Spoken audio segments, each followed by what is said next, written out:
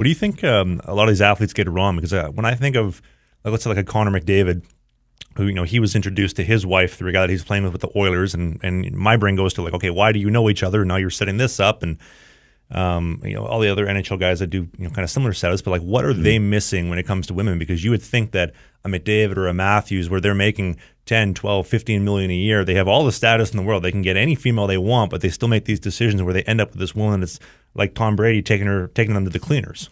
Mm. They just don't understand women. They're told they're sugar and spice and all things nice, and just do what they say, and yes dear, and happy wife, happy life, and blah blah blah, and all the societal narratives that they've been told their entire life. So when they stop that path of the pursuit of excellence in their chosen sport, they're around the house more. There's more proximity, there's more familiarity, there's more exclusivity that's known. I've always said the three drivers that tend to tick down to the end of the relationship, or the clock that ticks down to the end of the relationship, is proximity, familiarity, and exclusivity. And guess what happens when you're not traveling around with the team anymore? And you've retired from your sport? You're in the house a lot more. She's very familiar with your schedule. She's very sure that you're not sleeping with other girls. She has you exactly where she thinks she wants you, but what she doesn't understand is that is actually more of a turnoff to her. It's surprising that more guys don't get divorced after retirement. I was thinking about Wayne Gretzky and Paulina Porizkova, the other day. She was a beautiful Playboy model. They're still together. I happen to know a baseball player very well. He's a good friend of mine, MLB guy, who also married a Playboy model, and he's expressed to me, personally, how difficult it's been for him at times post-retirement. The nap story you tell is fantastic. What are you doing? I'm having a nap. Everything you have here is because of what I've done. I'm going to take a nap if I want. Yeah, it's time for a nap. So, look, it's okay to look a woman in the eyes and just say no to her. It's a complete sentence. It doesn't need an explanation. It can be said with firmness, and you can turn around and walk the other way and just carry on with your day, and just let her know that's how it is. Do you think that unfamiliarity of, even whether you are or you're not, I don't know what he's doing, I don't know where he is he with somebody, is he not? It's kind of like the female working towards a goal of, like, I'm trying to lock him down, get that exclusivity, Correct. That familiarity. And when you give her something to work towards, you keep her in a better frame to, I guess, follow your lead, as opposed to, if she has everything she wants, there's nothing else to work for. So leave her with the problems she has. Don't give her new ones. Yeah. It's completely counterintuitive to what guys have been told, right?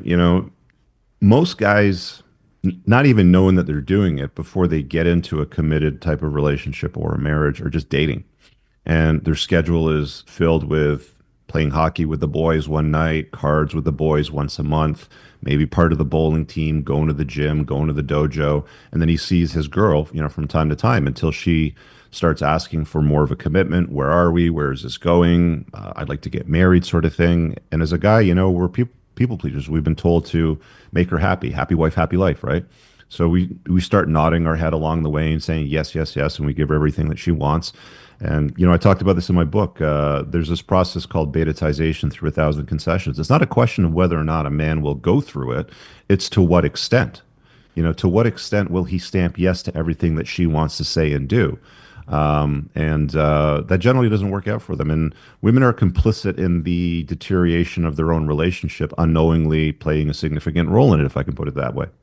There's been a cultural shift that is being noticed in professional sports, where back in the 60s, 70s, 80s, 90s, even early 2000s, the big concern of a lot of coaches and managers was, hopefully the guys don't stay out too late at the bar. And that's now shifted to, I hope the guys don't stay up too late playing Fortnite in their hotel room. Now, you mentioned that you wanted to work with athletes more. I'm curious to know, at what point in their career would it be a cautionary tale when they first come into the league, or would it be closer to the end of their career where they're making that transition? The sooner men understand women and what drives them, the better off they're going to be in their entire life. There's no line in the sand, like it has to be known by here, then, or the other thing. Like if it was me writing the school curriculum as a government official, I would introduce this into high school. In what way? Well, boys and girls go through sex ed, right? As an example. I think there should be sexual marketplace education, where girls are taught the merits of becoming a wife and a mother, And men are taught the merits of becoming a man and leading the household and what's required of that, and clarifying the differences between what the sexes need to hear and understand and subscribe to. You think that this way of thinking, it sounds like it's just about women, but do you think it's more of a broader range of just how the world works, that it's not all, like you mentioned earlier, sugar spice and everything nice? Mhm.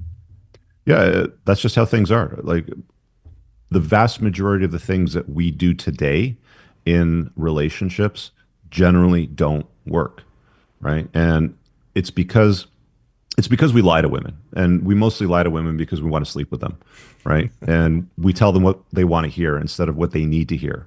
I think if you go back 100 years, fathers were the gatekeepers of their daughters' lives as they grew into adulthood, and older brothers to some extent as well, probably too. And that's changed dramatically over the years. Something like 43% of households today are single-parent household, which means single mothers. Women get 80% of the custody orders in divorce, so they're spending more time with the children if they untie the knot. So the vast majority of kids today are being raised by moms, and the state is now the head of the household, no longer the man. The man has responsibility to the household to pay for stuff even if they get divorced, but he does not have the authority that he used to have in the household.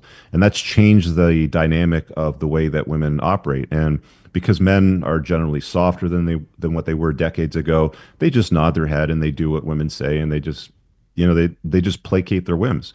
Again, like men are afraid to tell women the truth today, right? We just lie to them.